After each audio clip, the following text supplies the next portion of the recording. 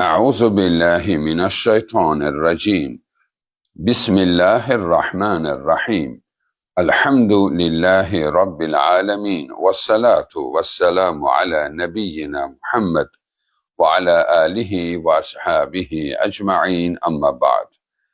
Esselamu aleyküm ve rahmetullahi ve berekatuhu. Değerli Müslümanlar, değerli dinleyiciler, zaman zaman xalqımızın arasında yayılmış, əslində bu İslam ümməti arasında yayılmış bəzi xurafatları diqqətinizə çatdıraraq bunlara öz aramızda ən azı son qoymağa çağırdığımız kimi bu həmən xurafatlardan biri də ölü tutma hadisəsidir ki, təəssüflər olsun ki, günümüzə qədər hələ də o gəlib qalmışdı. Ki bu barədə bir dəfə dərsimiz olmuşdu, amma görünür ki, bu hələ də bizə kifayət etməmişdir. Hələ də bunu soruşulur ki, bu ölü tutması nə qədər doğrudur? Bəs bəziləri buna ciddi şəkildə inanaraq hadisəni də sual şəkildə göndərirlər ki, bəs belə bir hadisə olmuşdu. Ki, yəni bildiyiniz kimi biraz da buna təfərrüat verək ki, bu ölü tutması nəyə deyirlər? Yəni bir insan yuxuda bir ölən bir şəxsi görür və o şəxs ondan hansıysa bir yemək istəyir və həmən adam da oyandıqdan sonra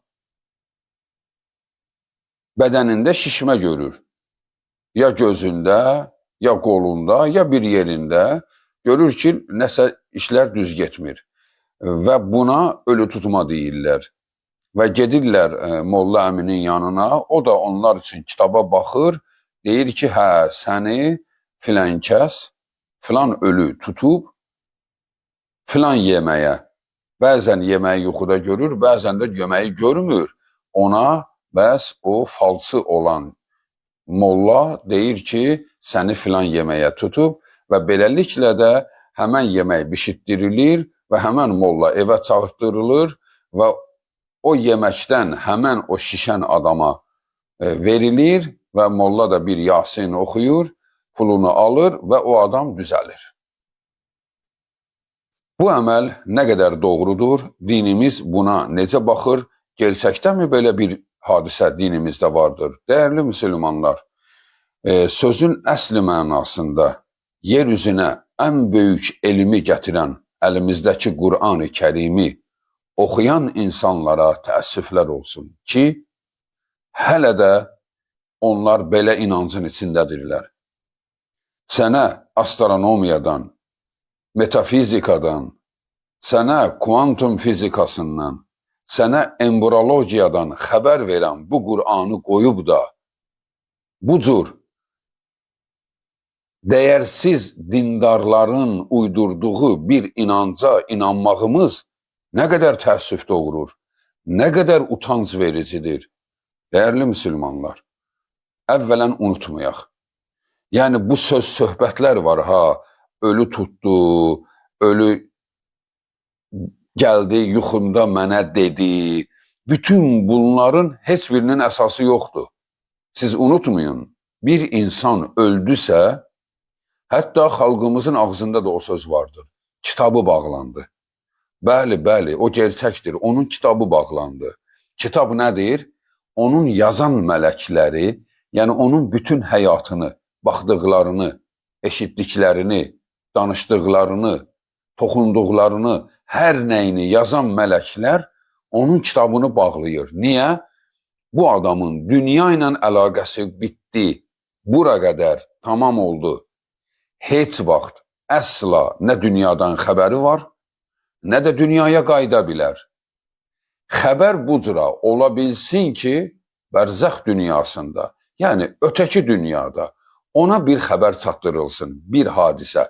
Daha bütün xəbərlər kimi deyil, yəni nə baş verir, eşidir, bilir, yox. Yəni bu da ola bilərdi, ola bilsin ki, dünyada baş verən bir xəbər ona çatdırıldı. Yəni, misal üçün təzə gedən ölü, ona, əgər onlar bir-birlərini görsələr, ona deyə bilər ki, sənin övladın belə vəziyyətdə idi. Maksimum budur. daha onun dünyaya təsiri, gəlib dünyada kiməsə hansısa təsiri edə bilməsi və yaxud da informasiya çatdırması qətiyyən bunun hətta incəlikləri vardır. Mən istəmirəm mövzunu biraz başqa istiqamata aparam. Ki, yəni ola bilər ki, kimisi düşünsün ki, niyə mən bir dəfə filan şey istəyirdim, atam yuxuma girdi, mənə dedi filan şey belədir. Bunların hamının cavabı yerindədir. Sadəcə olaraq mövzu uzanmasın deyə bu hədəfə qayıdaq. Ki, bu şişmə hadisəsi necə baş verir? Axı bu gerçəkdə də baş verir. Həqiqətən də bu hadisə olub. Yəni bir insan yuxudan oyandıqdan sonra görüb gözü şişib, ya qulağı şişib və üstündən bir neçə gün sonra ona filan yeməyi veriblər, o düzəlib. Bəs burası da var axı. Bəs bu nədir? Bəli, bax o cavabı verməyə gətirirəm hədəfi. Amma çalışıram birinci sizə onu Allahın kitabı ilə inandıram ki, onun ölü ilə əlaqəsi yoxdur. Yəni bu ölüdən əlinizi üzün. O şəxs öldüsə daha onunla işiniz olmasın. Ona ancaq rəhmət göndərin, haqqınızı ona halal edin və onun borclarını verin və onun adına sayğı edin. Budur ölü ilə bizim əlaqəmiz. Daha ölünün bizdən xəbəri var. Ölü orada deyir ki, mənim oğlumu niyə incidir, mən bilərəm onunla Rəbbimə şikayət edəcəyəm. Kimi bunlar hamı nağıllardır. Heç nədən xəbəri yoxdur. Allah Subhanahu taala Qur'an-ı Kərimdə Fatir surəsi 22-ci ayədə buyurur. Əuzu billahi minəşşeytanirracim. Və mə yəstəvil əhyəu vələl əmvatu. İnnəllaha yusmi'u mən yəşə. Və mə əntə bimusmi'in mən fil qubur. Fatir surəsi 22-ci ayə. Dirilərlə ölülər eyni deyildir. Allah'ın kəlamıdır bu. Ölü ilə diri eyni deyildir. Sən heç kəsə eşitdirə bilməzsən. Peyğəmbərə deyir ha bunu Allah. Hələ Peyğəmbər eşitdirə bilmir. Amma bu mollalar necə eşitdirir onu bilmirik. Sən ölüyə eşitdirə bilməzsən. Allah'dır istədiyinə, istədiyi sözü eşitdirən. Siz deyilsiniz. Bəli, deməli Allah bizə birinci izah edir ki, ölü ilə diri eyni deyildir. Ölü məni tutdu, ölü mənə belə dedi, ölü etdi. Yəni bunların əlaqəsi yoxdur. Ölü ilə, o bu diriyə məxsus işlərdir, ölü deyil. Və ölüyə də bir şeyi eşitdirmək olmaz. Ölüyə eşitdirdim, yəni sən onu bişirdin, çağırdın, o gəldi, yedi və səni buraxdı və sən düzəldin. Əlaqəsi yoxdur. Doğru deyil. Əgər bu doğru idisə, yaxşı, niyə onu bişirdin və sən yedin, düzəldin? Axı şişən adama həmən yeməyi verirlər və bəziləri də onu qorxudur, kürəyinə vurur, o diksinir və sonra ona həmən yeməyi verirlər. Yeyir və düzəlir. Yaxşı, sən yedin, düzəldin axı. Ölü yemədi ki. Ölülük nə iş qaldı burada? Nə əlaqəsi oldu? Molla da gəldi, bir Yasin oxudu, pulunu aldı və həmən bişirdiyin dolmanı da yedi, misal üçün dolmaya tutmuşdu. Və yaxud da ki, digər, özü də ki, çox maraqlıdır. Heç vaxt olmur ki, bu ölü bir insanı çorbaya tutsun, ya da ki, nə bilim, yumurta pomidora tutsun, hələ bahalı yeməklərə tutur bu ölü. Bu necə şeydir bu? Bəli, baxın, ölülərin bizimlə əlaqəsinə aid bir hədisi diqqətinizi çatdırım. Sonra bunun əslində elmdə cavabı nədir? Yəni, nə olur biz şişirik? Hadisəsini diqqətinizə çatdıracağım. Qur'an-ı Kərimdə ayədir. Əl-Ənbiya surəsi 95-ci ayə. Ennəhum la yerci'un. Allah ölülər üçün deyir. Onlar heç vaxt qayıda bilməzlər. Ennəhum la yerci'un. Əl-Ənbiya surəsinin ən son ayəsi. Ayənin ən son hissəsi. 95-dir ayə. Deməli, Allah burada bizə bildirdi, onlar qayıda bilməzlər. Burada bir hadisə baş verir. Deməli, Cabir bin Abdillah, məşhur səhabə, onun atası Uhud döyüşündə şəhid olur. Və sonra bir gün Resulullah Cabirlə görüşəndə görür ki, o yaman məyusdur. Deyir, ey Cabir, sənə nə olub? Nə yaman sınmısan sən?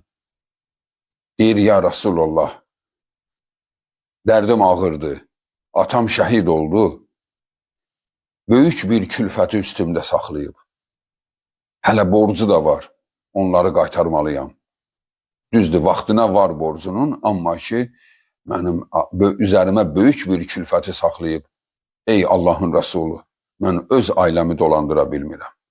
Bu arada onu da deyim ki sizə, dəyərli insanlar, o səhabələr Allahın ən sevdiyi insanlar olmasına baxmayaraq və onların bizim ən elmlilərimiz olmasına da baxmayaraq, nəticədə yenə də görürsünüzmü, biz insanıq, dünya ehtiyacları bəzən bizi elə sıxır ki, insanın qəmginliyi, yəni dünyanın yükü onun gözlərindən görünür.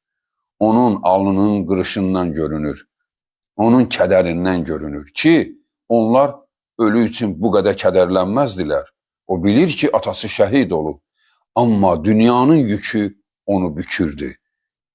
Elə ki, Resulullah dedi, niyə sınmısan sən? Nə yaman sınırsan sən? O deyəndə ki, ya Resulullah, hadisə budur. Allahın Resulü deyir ki, qoy mən sənə bir xəbəri verimmi? Verim ki, bu xəbərdən bəlkə də sənin ruhun dirçəlsin.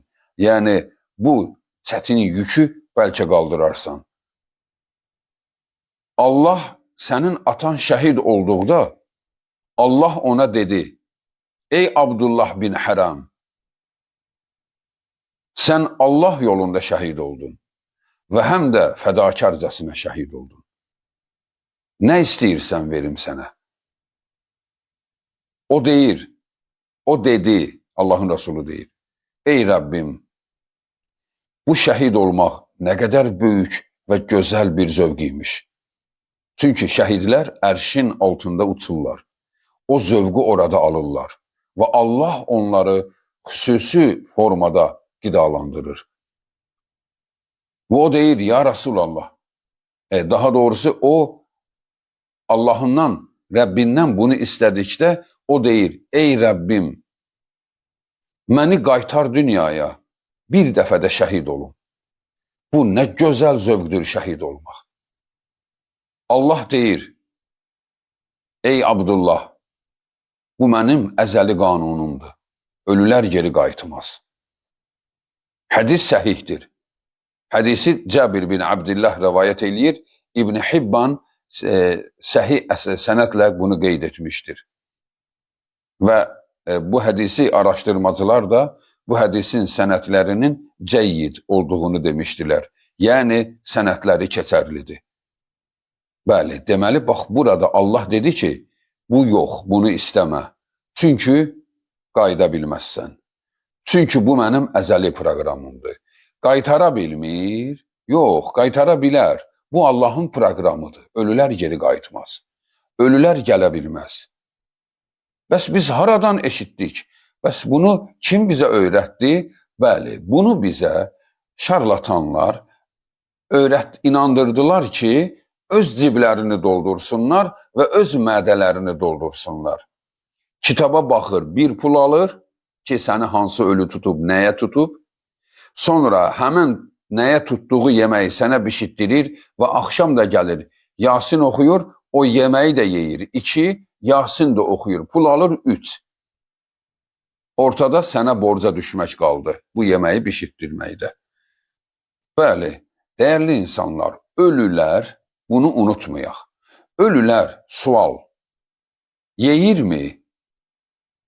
Ölülər, əvvələn, ölü başqadır, ruh başqadır. Ölü hər kəsdir. Hər kəs bir gün öləcək. Öldükdən sonra ruh halına keçir. Ruh yeyirmi? Cavab yox. Yemək cənnətdə var, cəhənnəmdə var. Ruh halında yemək yoxdur. Olsa belə, o yemək bizim dünyaya aid yemək deyil, dəyərli insanlar. Hər bir varlığın özünə məxsus yeməyi var. Misal üçün, biz görürük ki, günəş yanır. Günəş alovdur. Onun alovunun zərrəsi yeri yandıracaq qədərdir. Yaxşı, günəş alovdurmu? Yox. Biz isə günəşi alov və istilik görürük. Günəş alovdursa, onda günəşə biri odun atmalı və yaxud da ki, bir enerjiyə bağlanmalıdır. Halbuki yoxdur. Günəşin özündə baş verən, o öz tərkibində olan 82% hidrogen, 17% helium, bunların bir-birinə qarışması buna termonüvən reaksiyası deyirlər. Bu qarışığı biz alov kimi görürük. O alov deyil. Günəşə o verilən o enerjidir. Yəni günəş odunla qızmır, neftlə qızmır. Amma biz dünyada enerjini bunlardan alırıq. Odundan alırıq, neftdən alırıq, cərəyandan alırıq, yeməkdən alırıq. Amma bu ölü üçünsə belə deyil. Yəni hər bir canlının özünə məxsus qidalanması var. Ölülərin qidalanması dünya yeməkləri ilə deyil. O cənnətdədirsə, cənnət yeməkləri ilədir. Sənin bişirdiyin bu dolmaya və yaxud da ki, digər yeməklərin ona adiyyatı yoxdur. O artıq öldür, ruhdur. Ruh yemir. Ruh yemir, cisim yeyir. Cisim, bədən yeyir. Ona görə də ruh halında yemir. Onun ruhu haçan cənnətdə yeni bədənə girdi, yenə də yeyəcək. Amma cənnət yeməyi. Deməli, dünya ilə əlaqə üzülmüşdür. Nə eşidir, nə bilir, nə gəlir, nə də yeyə bilir. Bəs nə baş verir? Baş verən hadisə əslində psixologiyadır. Bəli, insan psixologiyasında yeməklərin də yaddaşı vardır. Adətən fikir verin. Bu cavabıdır ha, tibbi cavabıdır. Adətən bu cür hallar baş verir insanın yoxsulluq keçirdiyi dönəmlərdə. Heç eşitmişsiniz ki, zəngin filan kəs şişib. Niyə şişmir? O insan deyil. Onun ölüsü yoxdur. Onun ölüsü bir şey yemir. Belə deyək, əgər bu inanc doğrudursa. Yaxşı, niyə bəs zənginlər şişmir? Niyə elə bu yoxsullar üçün baş verir? Çünki yoxsuldur. Xatirəsində həmən yeməklər vardır, yeyib o yeməkləri. Uzun müddətdir yeyə bilmir deyə. Psixoloji olaraq bu ona təsir edir. Və o hisslər bunda yaranır. Çünki bu normal hal deyil. Bu özü bir xəstəlik növüdür. Bir xəstəlik növüdür. Yəni o öz sinirlərini kontrol etməlidir. Belə hal baş verəndə, yəni hansıysa bir yemək ciddi şəkildə könlündən keçsə, o zaman hətta bu qədim metodda var idi. Bizdə də var sözü deyərdilər qədimidə, böyüklər. Yəni bir maraqlı eşitdikdə deyərdilər, bizdə də var. Bizdə də var sözü əslində dərman deyildi. Dərman onun öz psixologiyasını, beynini uyutması idi ki, yəni biz də yemişik də onu vaxt ikən. Yəni otuzdurma öz sinirlərinə. Sinirləri oturandan sonra, bir müddət sonra o insanda allergiyanın bir növünü yarada bilir. Bəli, allergiyanın bir növünü yarada bilir ki, o da insan bədənində şiş formasında ortaya çıxır. Və həmən adam həmən yeməyi yedikdən sonra psixoloji olaraq beyni rahatlanır və onu buraxır. Əslində bu tipdir. Yəni bunun ölü ilə əlaqəsi yoxdur. Yəni belə bir hal baş veribsə, birində bu cür şişmə baş veribsə, bir dənə o yeməkdən bir ən az formasında belə tap, ye, düzələcək. Ölüdən əl çək. Bilirsiniz, bunu ölü ilə əlaqəni üzməyə niyə çalışırıq? Çünki bir, yalan inancdır. İki, hiləgərlər bundan istifadə edib səndən pul qazanır. Üç, ölüləri bəziləri söyür. Çünki insanın atası, anası olanda bir söz demir. Bir də görürsən ki, birisini qonşu tutub. Kimdir? Soruşur dindardan, o da deyir, sənin qonşun filan kəs. O dindar da tanıyır axı bunu, hiləgər. Qonşun filan kəs, bu da özü özlüyündə onu söyür, deyir ki, get oğlunu tut, get qızını tut, məndən nə istəyirsən? Kimi ona kobud sözlər deyirlər. ki bunları da biz praktikadan eşidib və bilirik. Görürsünüzmü? O yazıq dünyasını dəyişmiş, öz halındadır, öz günahları ilə başlı başına qalıb, amma kimisi buradan yeni bir yükü ona göndərir ki, məndən nə istəyirsən? Halbuki onun bundan heç bir əlaqəsi yox idi. Dəyərli insanlar, dinimiz sözün əsl mənasında yeryüzündə var olan bütün elmləri özündə cəmləmiş bir dindir.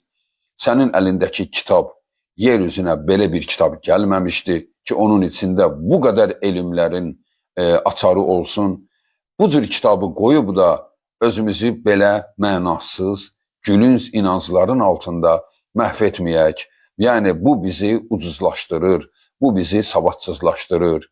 Yəni, zaten düzdür, bunlar kütləvi şəkildə aşağı düşmüşdür və xalqımız əlhəmdülillah ki, maariflənir və bu sevindirir və qrupda da görünür. Yəni, insanların zaman-zaman suallarının səviyyəsindən görünür ki, yəni əlhəmdülillah ki, yəni xalqımız dində savadlanıbdır artıq bunları aldatmaq olmur. Amma yenə də olur da sadə insanlar ki, hələ də bu inancın altındadırlar. Yəni, belə şeylərə inanmayın, dəyərli insanlar. Soruşmaq olar, eybi yox. Sual gözəldir. Amma ki, bu inancı içinizdə saxlamayın. Bu şeylər bizi geriliyir. Şeytan bunlardan istifadə edərək bizi gülünc hala salır. Vəssalamu aleykum və rəhmətullahi və bərəkatuhu.